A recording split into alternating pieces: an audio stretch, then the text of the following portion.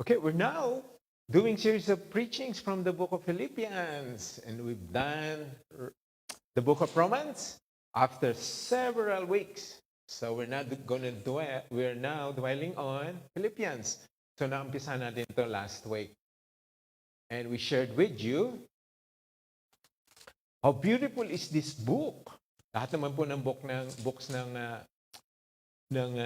Bibles ay talaga pong napakaganda. But Philippians is something that will really help us understand our relationship with one another. Sabi nga, so last week we started on verse 3. Sabi ni Paul, I thank God every time I remember you. So we've shared the message na how great, how wonderful we remember one another. Not because of friendship, not because of the good things that we are receiving from one another. We remember everyone with joy. And that is because of our partnership in the gospel. Yun ang maganda sa church eh. Ang common denominator natin is the gospel. Not just friendship, not relationship, not acquaintance, not goodness, it's the gospel.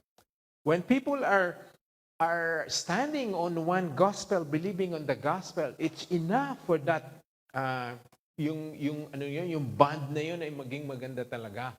Because that is our common ground.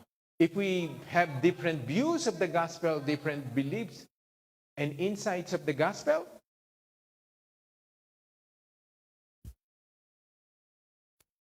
it's going to be a problem. But for us in the church, lalo na po sa Disciples of Christ Church, we believe in one gospel. And that has been made very, very clear sa atin. Kaya nga sabi ni Paul, in all my prayers for all of you, I always pray with joy. And remember, this man was praying inside the cell. Nakakulong siya. Prisionero siya.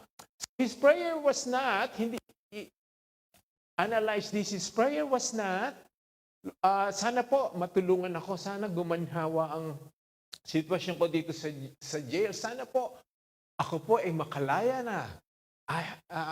Sana ako ay madalaw nyo. His prayer was not for himself, but for someone else. For them. Because of the gospel until now. Okay. So he was praying with joy. He was remembering the people in the church. And that is through difficulties. How beautiful is that? Yung example ni Paul dito, makikita natin dito, na sometimes we do not need to dwell on our situation. Sometimes, by remembering other people, by remembering the gospel, by remembering the works of Jesus Christ, na-overwhelm yung situation natin. Kasi nga, Paul was a prisoner of concrete and steel. But that didn't stop him from praying for the congregation, for everyone. So if we look at ourselves and concentrate on our situation, wala akong trabaho ngayon, mahirap ang buhay, mayroon problema sa relationship, may problema ako kung saan-saan. If we dwell on that, sometimes it stops us from thinking about others and thanking God for the situation of others. Kahit naman gano'ng kahirap ang situation natin, mas blessed pa rin tayo sa karamihan ng mga tao. So there are still ways and means and motivation for us to pray with joy. Sabi nga niya, pray with joy. I always pray with joy, okay, because of your partnership in the gospel. And we explained last week, what is partnership with the gospel? Is that proclaiming that we're Christian, brandishing all over the world that kami po ay believers. We are disciples of Christ. Partnership with the gospel is if you believe the gospel, you support the gospel, you share the gospel, you understand well the gospel. And that is partnering with the gospel. You do not partner with anything that you are not in agreement with. You do not partner with everyone or any organization or anything that you do not understand. So being in partnership with the gospel, we believe, we understand the revelation, everything that the message of the gospel is fully understood by everyone, then you are partnering with the gospel. Kaya nga po, ang adhikain ng church na ito ay maintindihan ng lahat, ano ba talaga ang ebanghelyo? What does it mean to become a disciple of Christ? And that is through the works of Jesus Christ that is the central, the main message of the gospel.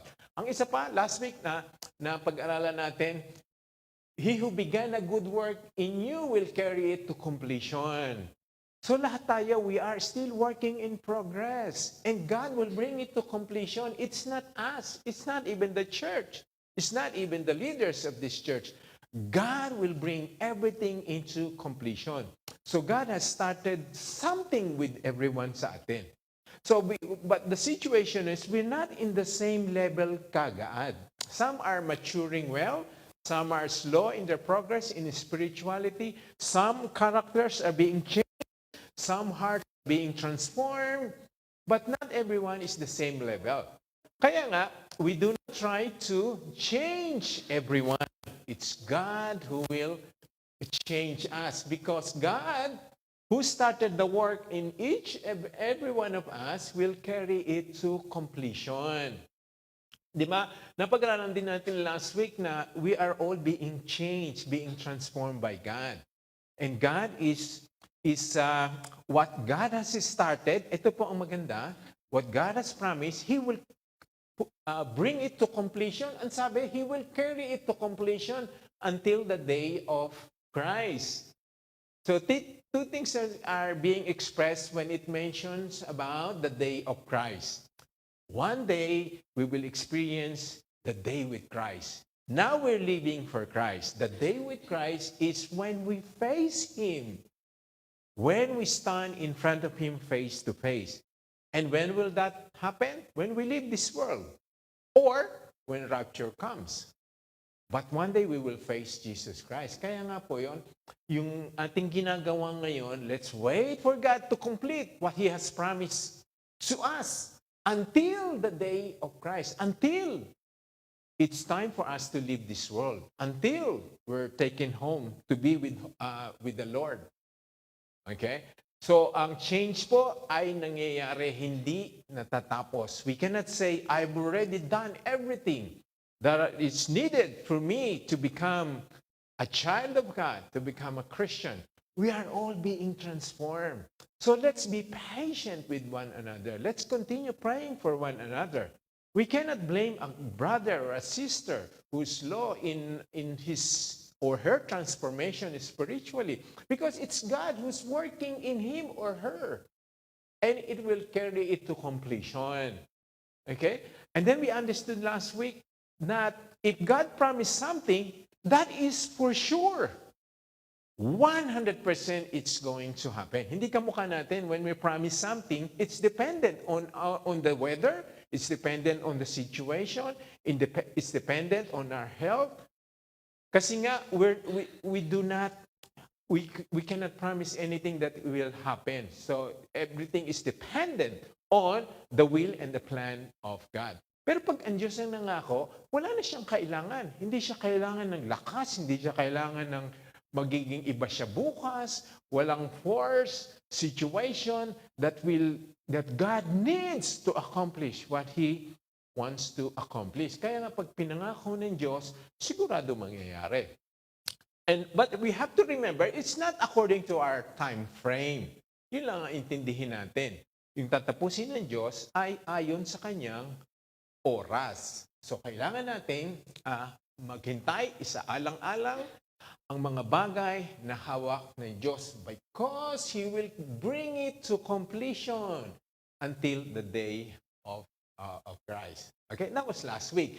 And now, we're moving this, kaya nga sabi naman ni Paul ngayon, it is right for me to feel this way. So we're now on verses 7 to 11. So Paul was understanding God is bringing everything into completion. I remember you in my prayer and even in my hardships. In my situation, I pray with joy. Remember, Paul was beaten. He suffered starvation, beating, lahat ng pahirap sa buhay ay natikman niya. Pero sabi niya, it is right for me to feel this way. What? That I remember you, that I am joyful, that I am trusting God that He will bring it into completion. So Paul is saying, if I felt that way, the church should be feeling that way. That in our testing times, sa mga pinapagdaanan natin, ay makakapagpanalangin pa rin tayo with confidence. Okay? Sabi nga niya, I have you in my heart. And whether I am in change or defending or confirming the gospel, all of you share in God's grace with me. Ito po ang magandang example. So, hindi natin iniiwan ng isang kapatid o isang miyembro ng church dahil siya ay limited ang kanyang nagagawa. Siya ay naghihirap, siya ay dumadaan sa mga maraming problema. Ang sabi niya, natutuwa si Paul sa kanya dahil hindi niyo ako iniwan. Whether I am in chains, nakakulong, or whether defending or confirming the gospel. Or nung nagpipreach pa siya, meron siyang street preaching or in the ministry. Okay? So, if yung situation nga ni Paul is a beautiful reminder for us to continue praying, supporting, having that fellowship with one another, irregardless of the situation. Kaya nga, all of you share in God's grace with me. So how beautiful is the word grace. So we share, we move, we act, we have fellowship with one another, we relate with one another with grace. Okay? The grace of God is how God works through people who do not deserve the love, the mercy, the blessing of God. But despite of that, God is gracious in providing all the goodness sa tao, sa ating lahat. Even before we got born again, lahat naman tayo tumanggap pa rin ng grace. Diba? Remember this. Remember the days when before having that relationship with Jesus Christ, marami pa rin tayong blessing. God was still good to us. Meron tayong gumagaling pa rin tayo noon. Meron tayong blessing, nakakapagtrabaho tayo. We have beautiful relationship. We enjoy the sun. We enjoy the weather, the rain. Kaya nga kahit noong before we got saved, we experienced the common grace of God. Ganon kabuti ang Panginoon. Ang sabi nga ng Bible, even while we were still enemies of God, God was already good to us. So sa atin ngayon, paano natin hindi gagawin din yon? Na ipagdasal natin ang bawat isa that we feel this way about everyone. I have you in my heart, whether I am changed or defending, confirming the gospel. So ang ibig sabihin po, I have you in my heart, in short, He loved them. Mahal niya ang mga tao. So having you in my heart is another expression, I love you. Having you in my heart, ibig sabihin nun, maganda ang pakikitungo ko sa iyo, mahal kita sa Panginoon. Kaya nga po, ang sabi dun sa John 13, ito po ang pinaka-importante sa Diyos, ang pagmamahalan natin. Ang sabi niya, a new commandment I give you, that you love one another as I have loved you. So our love for one another is not dependent on the level of love the world is showing us. It's the kind of love that we experience from God. Di ba ang sabi niya, magmahalan kayo kagaya ng pagmamahal ko sa inyo. Love one another as I have loved you. So our gauge, our level, our measurement of our love for one another is the measurement, is the same measure that we receive from God. Ano bang measure ano ba ang highlight ng pag-ibig ng Panginoon sa atin? Sacrificial love. If we can describe the love of God that He has showed us, sacrificial love. He gave His Son. Namatay siya para sa atin. At doon tayo makikilala You shall know that you are my disciples if you love one another. This is a challenging nga sa church na ito kasi nga we're bearing the title Disciples of Christ. Now, being disciples of Christ, we cannot only show that by our obedience to the Scripture, by being Christ-like. We show that. And sabi dito, according to John 13, is when we show that when we love one another. That you are my disciple if you love one another. Kaya nga, it's being displayed here in this country, Australia, and then we're extending that to overseas, dun sa outreach churches natin yan. We are showing everyone that we love them. We love them, kaya doon, disciples of Christ din sila. Kasi nga, we love them through our prayers, through our sacrificial giving, through our relationship with them. Kaya importante po sa Diyos ang pagmamahalan natin. Hindi lamang obedience sa Scripture, hindi lamang bearing the title Christian, is loving one another. And that is sincerely. And that is the same level that God has shown us. Again, basahin po natin. Love one another as I have loved you. Love one another as Christ, God, loved us. Okay? Now, when we move to verse 8, remember po, ano natin ngayon? Philippians 1, 7 to 11. Now, when we move to verse 8, our main scripture, ang sabi ni Paul, God can testify how I long for all of you with the affection of Christ. Affection of Christ. Paul can confidently saying this, God is my witness. I can testify, God can testify. That means his love for the people was so sincere that it's God who can testify God was his witness. Hindi naman natin kailangan sabihin lagi yan. Paul, he's on a different level kasi talaga nakausap niya ang Panginoon. Nakita niya ang Panginoon, the risen Lord. So we do not need to say naman na ang Diyos ang testigo. Ang Diyos ang aking patotoo.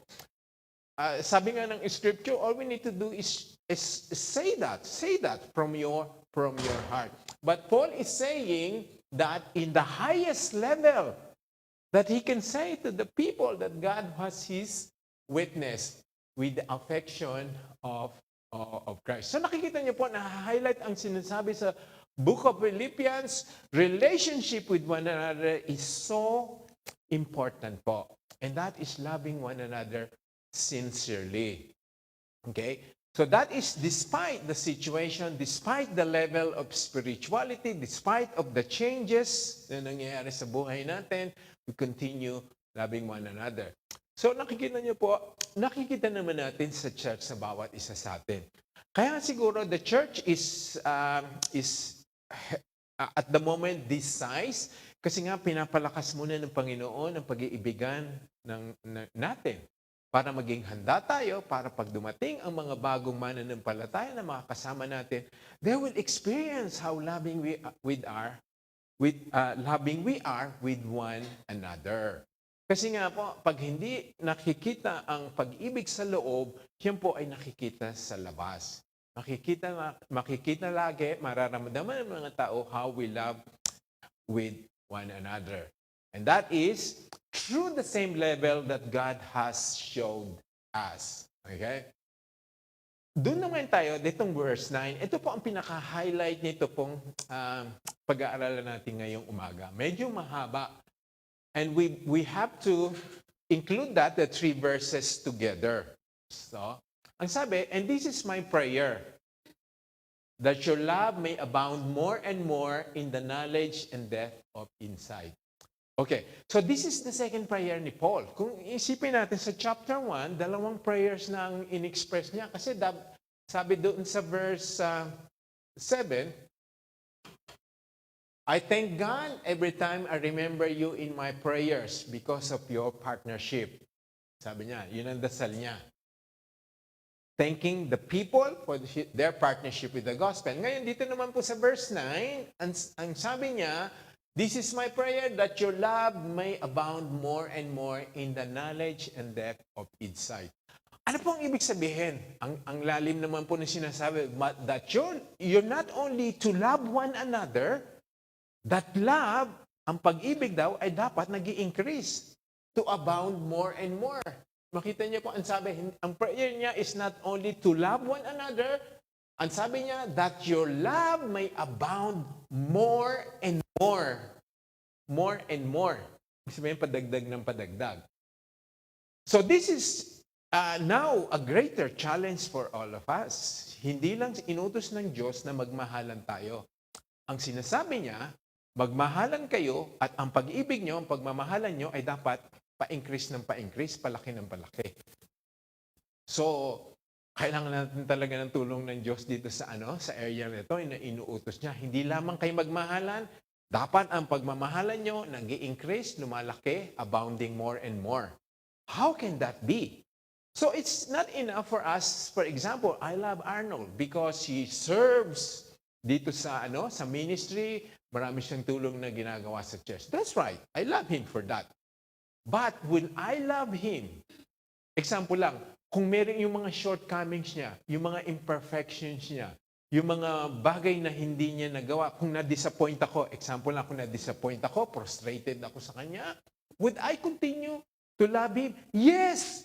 Because that's the kind of love that should happen, abounding more and more. That means, kahit hindi na siya in a situation na unloving siya, hindi mo na siya maintindihan, you continue loving that person. That is the kind of love that God wants everyone na experience natin. Lumalaki pa rin kahit yung situation dumidilim o lumiliit. Hindi nababawasan. And that's the kind of love na pinapagdasal ni Pablo sa atin. Sinasabi niya sa atin. So makikita niyo po, sasabihin naman natin, ang hirap naman ng pinapagawa ng Panginoon. Mahalin ko na lang nga ang lahat sa church ay napakahirap na. Pero kailangan lumalaki. Yes. It should be abounding, tumataas. Kasi nga, hindi mo mapagpagtuloy ang pag-ibig kung humihinto yun based on circumstance, based on situation. Kasi kung doon based, ay matitigil na nga yan. Look at relationship, husband and wife. I love him or her hanggang napapakinabangan ko siya o kung hanggang siya ay appealing sa akin. Lahat, marami siyang ginagawa. And what if kung nahinto na lahat yun, nabawasan na lahat yun? Because of age, situation, then it's problematic. Kaya ang pag-ibig natin daw, kailangan we learn to make that, to reach that from one level to the next level to the next level. Kasi yun ang sinasabing tinuturo ng Biblia. Your love may abound more and more. Pataas ng pataas. Kasi nga, titindi ang situation. Hihirap ang relationship. Maraming circumstances na magbabago. Pero pag hindi natin pina-increase ang love, mahihinto. Okay? Ito pa, ang sabi, yung love daw, your love abound more and more in the knowledge. Knowledge, kaalaman sa mga nalalaman mo. Okay? Dapat alam mo ang isang tao, bakit mo siya iniibig. We should love with knowledge, with information, with revelation, with insight. Okay? Love without knowledge po ay hindi tatagal. But if you love with the knowledge, it will last long. Okay? Kaya nga ang sinasabi, more and more in the knowledge. The more we understand one another, the more we get to know each one better habang dumadami po ang nakaalaman natin sa iba, ay dapat natin na umi-increase ang ating pag-ibig. Ito po ang isang problema natin na ginagamit ng kaaway sa mga relationships sa church. Nadinig niyo po yung word na familiarity. Familiarity breeds contempt. Totoo naman po yun. Pagka hindi natin inalagaan, the more we know each other, yung mga personal na bagay, yung mga relationship, yung mga nakaraan, ginagawa ngayon, yung mga ugali, nagiging familiar na tayo noon. Pag hindi natin yun, binalutan ng pag-ibig, gagamitin yun ng kaaway. Kaya nga pag maraming ang alam sa isang tao, minsan nagiging judgmental ka na, nagiging critical ka na, kaya pala siya ganyan. Kasi ganun ang upbringing niya. Kaya siya ganito, kasi ganun pala siya nung bata siya. Ganun ang pamilya niya. Ganun ang parents niya. Ganun ang kultura niya. Di ba? Kaya nga ang sabi ni Paul, kahit nalaman mo na yun, nagpapatuloy pa ang iyong pag-ibig. Diba? Kaya sa atin, sa church, we need relationship. And sometimes we need to know things so that we can pray with one another. But you don't use that to judge a person. The past, the experience, ay kailangan nating mas pag-aralan pang pag-ibig, mag-ibig ang bawat isa sa atin. Sabi, ang pag-ibig, lalong lalaki, abounding more and more in the knowledge and depth of insight. Okay? Bakit kailangan natin yon? Kailangan nating palalimin ang pag-ibig natin. Kasi po, nandito ang sagot sa verse 10. So that you may be able to discern what is best and may be pure and blameless for the day of Christ. Okay? So, ang pag-ibig natin, kailangan lumalim ng lumalim habang ginagay tayo ng Scripture. Kaya nga po, knowledge in the depth of insight. What is insight po? Sa kalaliman ng insight, ibig sabihin, mga bagay na nire-reveal sa atin ng Panginoon should help us to be more loving and more forgiving, more prayerful for one another. Kasi nga po, hindi tayo magkakaroon ng knowledge and insight without the Word of God. Kaya po, important ang pag-aaral ng Scripture. Kasi, maaaring ma-spoil, maaaring maapektuhan ang pag-ibig mo, ang relationship natin sa bawat isa kung hindi tayo guided by the Scripture. That's why our love for one another can increase, can abound more and more, increase more and more as we study the Scripture. And in that way, you may be able to discern. Ano pong ibig sabihin ng kailangan natin ng discernment? Ang sabi, pag ikaw ay umiibig at ang pag-ibig mo ay lalong nadadagdagan habang nalalaman mo ang mga katotohanan ng Scripture, insight, then you'll be able to discern what is best. To discern what is best. Ano po ang discernment? So, discernment po is mas malalim kaysa yung knowing what is right and wrong. So, isa pong Kristiyano, knowing what is not right and wrong is good. Alam natin kung ano ang tama at ang mali. Pero ang discernment po mas malalim. So, ang mature Christian is more discerning. Ang ibig sabihin niya, nalalaman niya, nararamdaman niya kung ang sitwasyon ay, is it glorifying to God? Is it best for the situation? Is it good for that person? Will that situation will help me to be closer to God? Yun po ang discerning. It's not only knowing what is right and wrong, it's knowing whether it is glorifying to God. Knowing whether it is appropriate in that situation. Kaya nga, you may be able to discern what is best. So, hindi po kailangan ng tama ay best for the situation. May mga tama, may mga totoo na hindi naman appropriate sa situation, hindi naman nakakatulong. Bibigyan ko po kayo ng example. Halimbawa, dumating si Arnold. Magandang example, ginagamit ko si Arnold. Dumating si Arnold na marumi ang kanyang sapatos. Wearing dirty shoes. If I say to him, you're wearing dirty shoes, wala naman akong ginawang kasinungalingan. Totoo naman, you're wearing dirty shoes. But, would that be helpful? Would that be encouraging? Sometimes, you need to be discerning. Kailangan mo bang sabihin yun? Kailangan mo bang in the right situation sa harap ng iba? Di ba?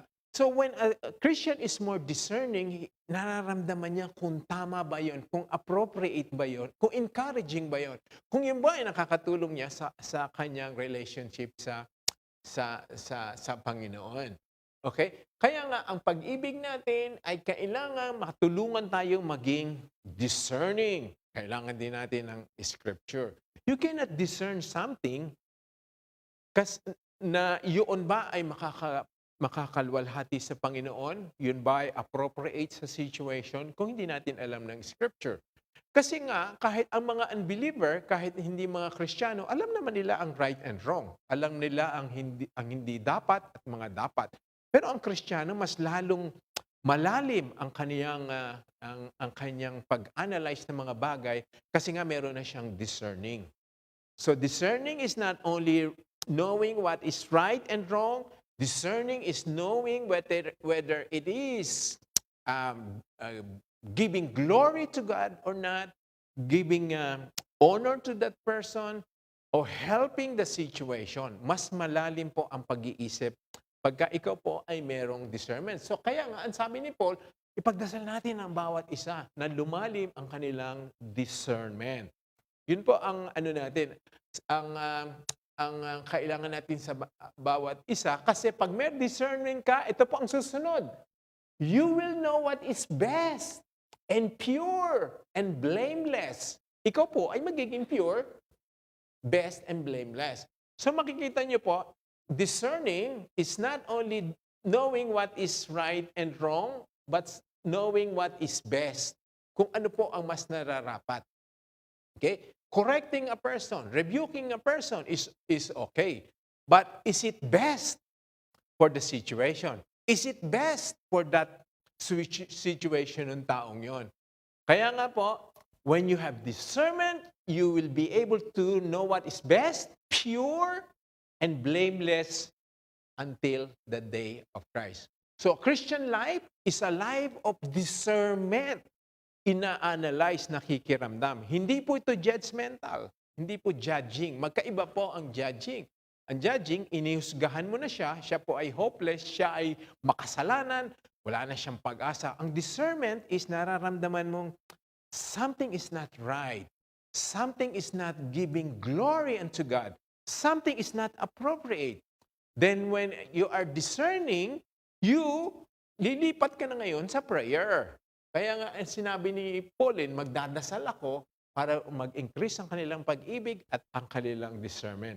That's how a Christian works, how a Christian moves. Nag-discern siya, and then when something is not right, we pray. You pray for the situation. Kaya nalalaman ng isang Kristiyano what is best and pure and blameless for the day of Christ. Okay? So, nalalaman mo kung anong best, kung anong situation, and pure, walang halong pagkukunwari, walang halong mga bagay na maling agenda, and blameless. Okay, I need to clarify this. Hindi po sinasabing pag ikaw ay blameless, ikaw ay sinless na. We cannot reach that stage.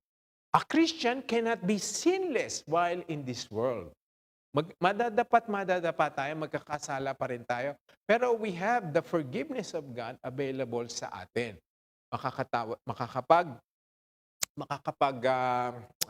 Mapapatawad tayo ng Panginoon, makakapanumbalik tayo. But a Christian can be blameless. It's achievable. Ang hirap noon. How can one be blameless? Ang ibig sabihin po kasi ng blameless sa Scripture is there's nothing in you that will cause you to stumble or that will cause someone to stumble sa iyo. So walang mga bagay na nangyayari sa buhay mo para ikaw ay madapa lalo or walang nangyayari sa buhay mo na madadapa ang ibang tao. Yun ay blameless. Isipin, walang makikita na ang ibang tao ay manghihina dahil sa ginagawa mo, sinasabi mo, or inaakto mo. So, ang sabi sa atin, kailangan mo ng discernment so you know what is best sa sitwasyon, sa iyong relationship, sa iyong pakikitungo sa church, para maging pure, and that is walang halong ibang pagkukunwari, kasinungalingan, at blameless for the day of Christ. So makikita niyo po, ang lahat ng Kristiyano ay laging isinasaalang-alang ang pagbabalik ni Kristo. Importante po yun. Kung nabubuhay tayo dahil sa sitwasyon lang natin ngayon, bubuhay ako, magpapakasaya ako hanggang mag-retire ako, hanggang maging senior citizen na ako, kung doon lang tayo titigil, ay hindi po kulang. Kaya kailangan ng sitwasyon ng Kristiyano ay doon pa rin sa eternity. Yes, it's good for our retirement, for our, kung ano man tayong magkakaroon na ng senior levels, pero hindi doon kasi meron pang eternity. Kaya ang sinasabi ng Scripture, isipin mo ang mga bagay na ito until for the day of Christ. Again po, when the Bible mentioned the day of Christ, the day when we face Christ, that means after death, or kung kunin na tayo ng Panginoon through rapture. Okay, so lahat po tayo haharap kay Kristo one day. It's not something na pwede nating maging sabihing optional. It's unavoidable. Everyone will face Christ. Kaya nga po, ang decision ngayon to everyone, those who are watching with us, consider your relationship with Jesus Christ. If you do not want a relationship with Jesus Christ, Him being a Savior, haharap ka rin naman sa Kanya. He's no longer a Savior. He's going to be your judge. Decide now. Do you want Him to be your Savior or your judge one day? Ang sabi po ng Scripture, God the Father says, I have entrusted all the judgment to my Son. Sabi, ang Son, Jesus Christ, will judge the whole world. Haharap sa Kanya. Kaya po, importante yun na iniisip natin ang mga bagay na nangyayari ngayon. Ito ba ay makakalwalhati sa Diyos? Ito ba ay appropriate sa situation? Is this the best for our relationship? Or will this affect my eternity? Lagi po nating iniisip ang eternity. Sabi dito, for the day of Christ. Okay? So, a Christian thinks about the present, reflects on the past, but always view everything in light of eternity. If eternity is not in our hearts, sabi nga ng Scripture, God has placed eternity in our hearts. Kailangan nagkakaroon tayo ng paghahanda, maging firm ang ating sitwasyon towards eternity, the day of Christ. Okay? So, a Christian is loving, Christian is discerning, prayerful, and fruitful. Nagbubunga po. Sabi po sa verse 11, filled with the fruit of righteousness. Meron tayong bunga, ang bunga natin ay righteousness o nakakabuti. Nakakabuti sa harap ng Panginoon. Remember po, I want to emphasize again, those who are watching with us, we're not saved because we're good, because we're doing good. We're saved because of the grace of God. But, ito po ang but, after you have been saved, kailangan ka ng may fruits. Meron ka ng fruits of righteousness. Kasi yun ang ebidensya na ikaw ay saved, ikaw ay Kristiyano, kung nakikita ang fruits of righteousness. Kaya nga mo, filled with the fruit of righteousness that comes through Jesus Christ. Okay? Ang sabi po, sa John, ito pong malinaw na sinabi ni Jesus Christ na wala pong option. Sabi, hindi ka magbubunga. Marami kang magandang produkto sa buhay mo, pero ang sabi niya, remain in me, as I also remain in you. No branch. So, ang situation natin, tayo po ay branch, sanga, at vine. Ano yung vine sa Tagalog? Pinakapuno. So, branch tayo, si Jesus Christ, ang vine, siya ang pinakapuno. Okay? No branch can bear fruit by itself. It must remain in the vine. Neither can you bear fruit unless you remain in me. I am the vine, you are the branches. If you remain in me and I in you, you will, sabi, bear much fruit. Apart from me, you cannot do anything. So we can say, bakit po sa mundong ito, marami naman pong mga hindi Kristiyanong yumaman, tumanyag, naging powerful. Those are temporary fruits. Ang pinangako ni Kristo, yung fruits natin ngayon, yes, we can be fruitful now, we can bear fruits of righteousness, and those fruits will remain. Kasi nga, si Kristo ang ating pong pinagkukuhanan ng lahat ng pangailangan natin para po tayo magbunga. Okay? So yun po ang kahalagahan. Kung mayroong mga goods na napoproduce ang mga unbelievers, what more? Ang sabi ng Scripture, lalo na po ang isang anak ng Diyos, may relasyon kay Jesus. Sabi niya, apart from me, you cannot do anything. Marami nga silang na-achieve dito sa mundong ito for present life.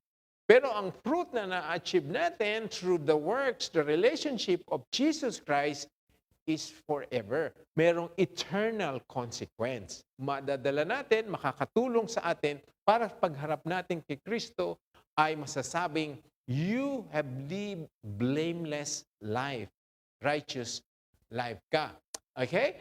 Ito po ang warning. No one can belie, no one can dispute John 15:4-5. Ang wala kay Jesus, walang magbubungang maigi. So I'm encouraging everyone, those who are watching with us, consider your relationship with Jesus Christ because nothing can be achieved in this world that is affecting the eternity without the relationship with Jesus Christ. Apart from me, you can do nothing. The government may help us. Our school may help us. Even the church is not the source of the true, the fruits of righteousness. Only a relationship with Jesus Christ. So balikan natin po yung scripture na sa verse 9. Ang sabi, una, that your love may abound more and more. Let's continue loving one another despite our shortcomings, our inconsistencies, our deficiencies. Kasi nga ang sabi doon sa 1 Thessalonians 3:12, and the Lord make you to increase, ayan lang po, binanggit, abound in love, one toward one another and toward all men. So, ang nire-require sa atin ng Diyos ay mag-ibigan. Pero yung pag-iibigan ay lumalaki, nag-i-increase. So it's not dependent on ang pag-ibig natin habang iniibig lang natin ang bawat isa kung habang napapakinabangan natin. Hindi po. Increase yun. Nag-i-increase, nag-a-abound in love toward one another, toward all men. Kaya nga, imposible, kung tao ka lamang, paano mo iibigan ng mga taong unloving? Ang hirap na nun. Paano bang palalakihin ang pag-ibig mo palagi? So, kailangan natin ng Diyos. Kailangan natin siya para ma-achieve natin ang mga bagay na ito. So, balik po tayo dito sa main verse natin and we'll end with this. Sabi, filled with the fruit of righteousness that comes through Jesus Christ. Again po, na-highlight na naman. Fruits of righteousness that comes through Jesus Christ. How important, how big is Jesus Christ in the life of the Christian? It's everything. Everything.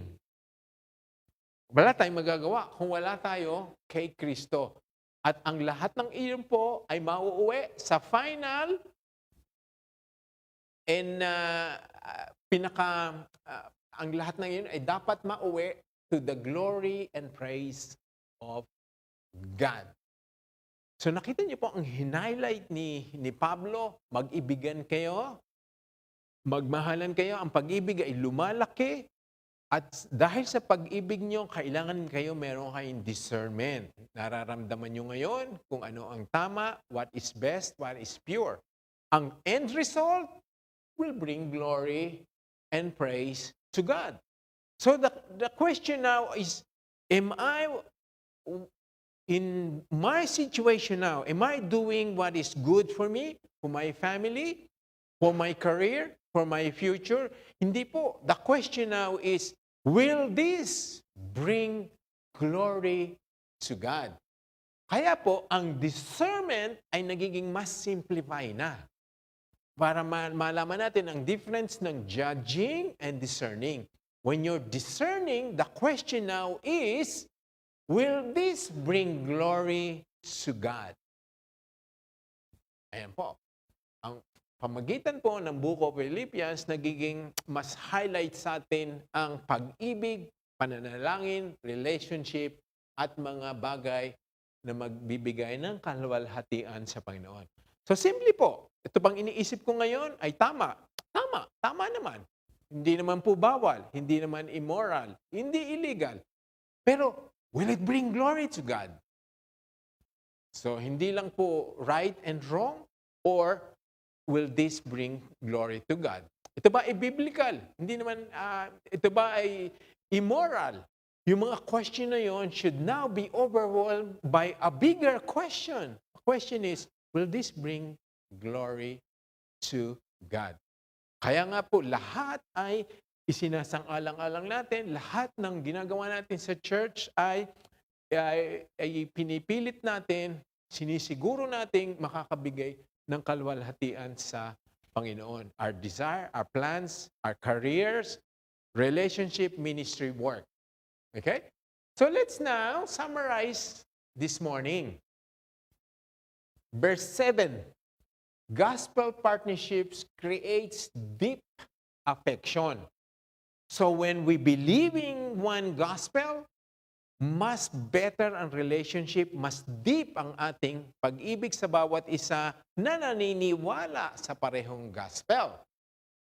Second, Christian love must carry the affection of Christ. Remember po, sabi, mag-ibigan kayo ng pag-ibig kagaya ng pag-ibig na binigay ko sa inyo. So ang ating pong measurement, the love and the affection of Christ. Verse 8. Verse 9, love must abound with knowledge and discernment. Pag-ibig natin ay nananatili sa pamamagitan ng discernment and knowledge, understanding, insight, revelation from the Scripture. Number 4, discernment helps us choose what is excellent. Ayun po, na-introduce the word excellent. Kung may discernment ka, hindi lamang tama, hindi lamang good, ang dapat iniisip mo, excellent ba to sa situation ko, sa trabaho ko, sa family ko, sa aking kinabukasan, sa aking eternal consequence na mangyayari sa akin. Okay? 5, we must live pure and blameless for the day of Christ. Okay? So naintindihan na natin, blameless is achievable. It's something desired ng mga Kristiyano na pwedeng mangyari. We can live blameless lives. 6, na dapat na anuhin natin sa message ngayong umaga, righteous fruit comes through Jesus Christ. Hindi kami magbubunga ng tamang bunga, righteous na bunga, kung walang relasyon kay Jesus. Number 7, the final goal is the glory and praise of God. 4 verses. Ang lalim po ng sinasabi sa akin natin sa pamamagitan pong 4 verses sa Book of Philippians. How beautiful is the Book of Philippians. If you've been blessed sa Book of Romans, then you'll be blessed with the Book of Philippians. 7 truth ngayong umaga. Okay? Let's bow our heads. Thank you, Lord, for speaking to us through the Book of Philippians. How beautiful is that epistle, Lord, written by Paul from the dreadful situation he was in prison, beaten, starved, persecuted. Tulungan mo kami, Lord, ng aming pong relationship with one another is not based on circumstance, it's based on discernment, it's based on love that is abounding more and more. The more we understand one another, the more we have better relationship with one another. even in the area of familiarity, Lord, will continue loving one another, being gracious to one another. Thank you, Lord, that through the message this morning, that we have to live in the light of the gospel and in the light of eternity. And through this, Lord, we live lives that are glorifying unto God.